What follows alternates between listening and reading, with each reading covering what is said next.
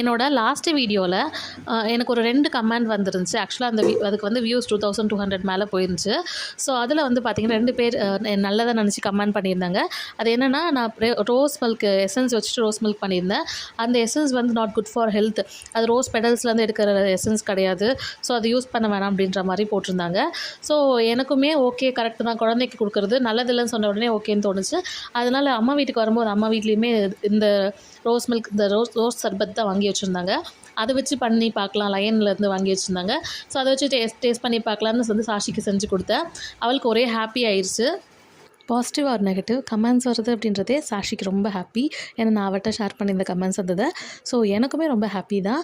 நிறைய பேர் நம்ம வீடியோஸை பார்க்குறாங்க அப்படின்ற மாதிரி சாஷி ரொம்ப ஜாலியாக ஃபீல் பண்ணா. அண்ட் இந்த ரோஸ் மில்க்கும் ரொம்ப சூப்பராக இருந்துச்சு. இதில் சுகர் கூட மிக்ஸ் பண்ண வேண்டியதே இல்லை, அதுலேயே இருக்குது.